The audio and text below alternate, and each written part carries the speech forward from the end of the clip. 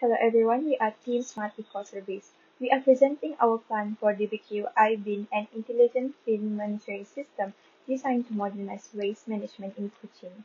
These presentations cover our journey from the initial business case to our final implementation strategies. Our team consists of Angel as project manager, Alan as technical expert, Brooklyn as developer, Jerica in finance, and myself, Dayang, as process manager. Currently, DBKU relies on a fixed collection routes and manual schedules which fail to account for actual bin usage. This leads to frequent bin overflows at high-traffic Kuching waterfront, damaging the city image and generating constant complaints. Furthermore, this inefficiency costs DBKU an estimate of 60,000 ringgit in wasted fuel and manpower every 6 months, conflicting with the Sarawak Sustainability Blueprint 2030. Our solution, DBKU iBin, integrates 50 to 75 IoT sensors that monitor waste levels in real time.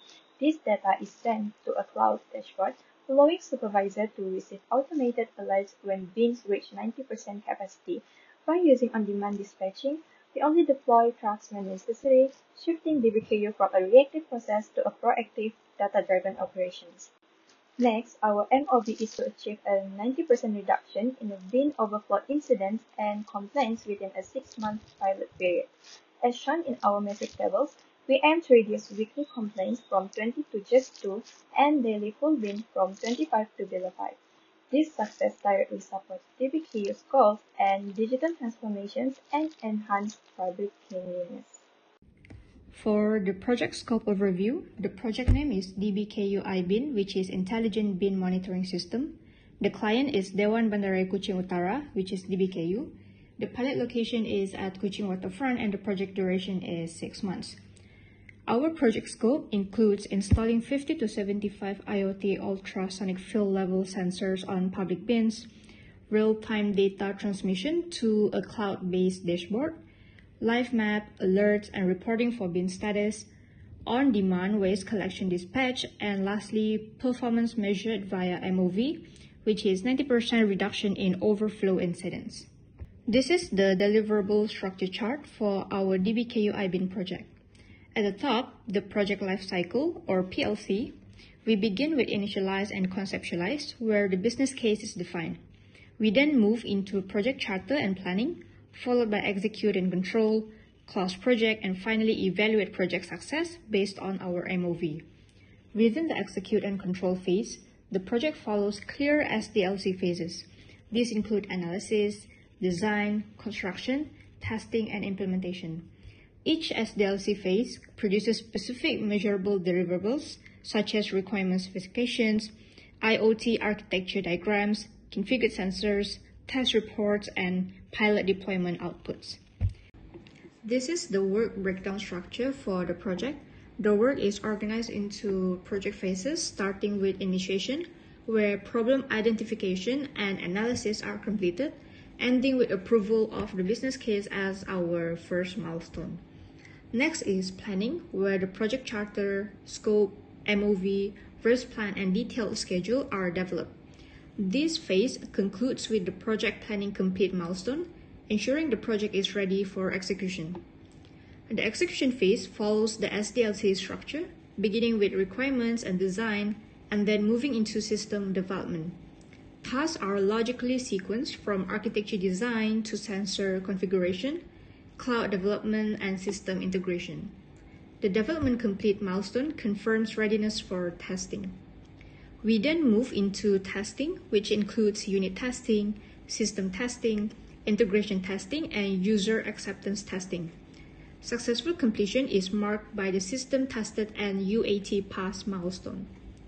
The deployment phase includes sensor installation, dashboard deployment, staff training, and system go-live, marked by the system go-live milestone. Finally, closure focuses on MOV evaluation, final reporting, and formal project closure, ensuring all objectives are achieved and documented. Greetings! Now I will explain our project schedule and critical path. The DBKU IBIN project runs for 125 working days from January 5th to June 26, 2026, which aligns with the 6-month MOB timeline. The project follows a single critical path, meaning any delay along the sequence will delay the overall completion. The most critical stage is system integration, where both the physical sensors and the cloud backend must come together before testing can begin. Identifying this bottleneck allows the project team to prioritize resources and prevent schedule slippage. Next, this slide presents the overall budget for the DBKU IBIN project. The total estimated cost is 198,300 ringgit, which remains within the approved budget of 200,000 ringgit for the 6-month pilot.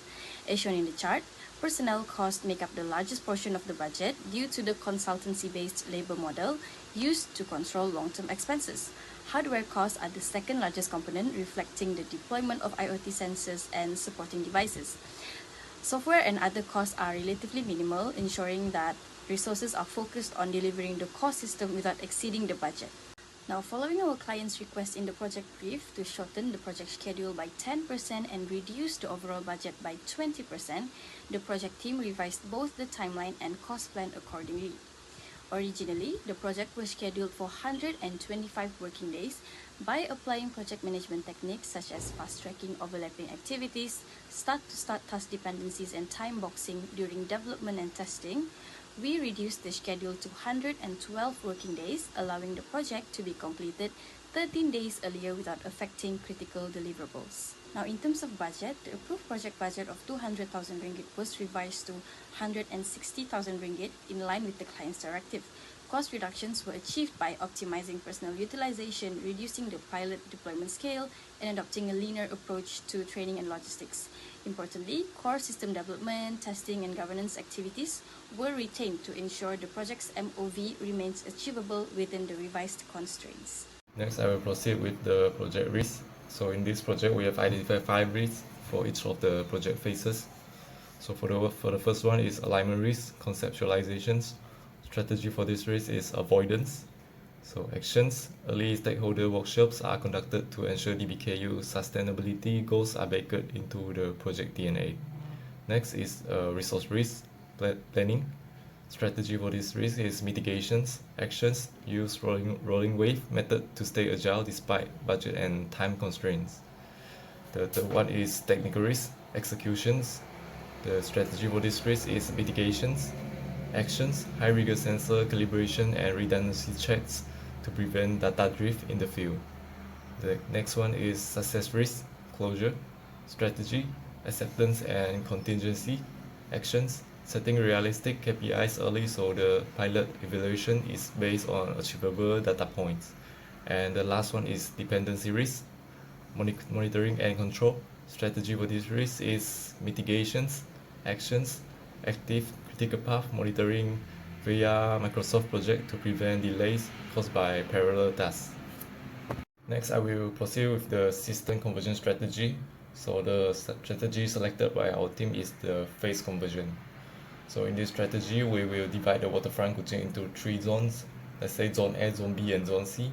So we will activate 50 to 75 smart bins gradually, zone by zone. The manual system stays active as a safety net, and we retire manual scheduling once DBKU supervisors formally accept that a zone is stable and the on-demand alerts are accurate. So why do we select this strategy? First of all, it minimizes the technical risk. We can see how the sensors handle Kuching humidity and potential vandalism in a small area. Next, it gives smooth transitions to your staff. Shifting from fixed routes and on-demand alerts is a big chance. It gives the driver time to learn without the pressure of a citywide rollout. Third, it focuses on our resources. Our technical team is small but specialized. By focusing on one zone at a time, we ensure every single bin is working perfectly. And last, it protects the project values. By securing early wins in Zone A, we build public confidence and ensure that we hit our target of a 90% reduction in bins overflow.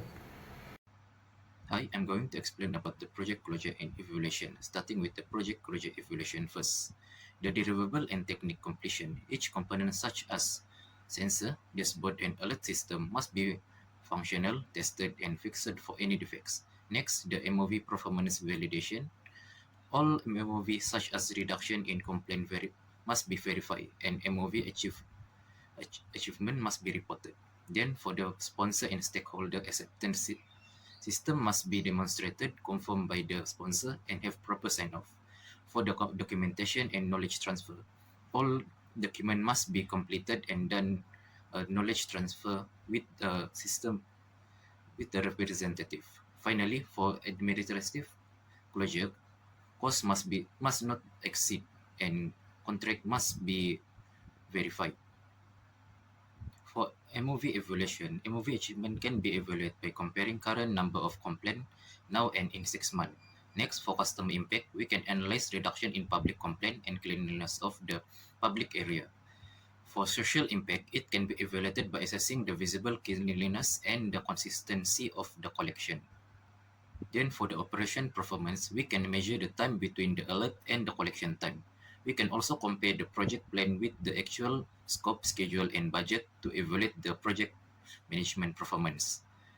For the technology effectiveness, we can evaluate with functionality of IoT system and sponsor satisfaction can be evaluated with the proper sign-off. Our professionalism can also be evaluated with a review of the interaction between us and the stakeholder, and the lesson learned can be evaluated with a post-mortem review. In conclusion, the movie has been achieved because if the project plan is followed, the bin overflow problem can be solved with 90% reduction.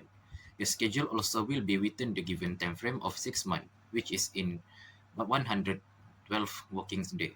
The expense also will stay within the budget of 200,000, which according to our plan will only use 160,000. Furthermore, with how our system is designed, it can also be expanded, improved, as it is easy to maintain as well as easy to learn.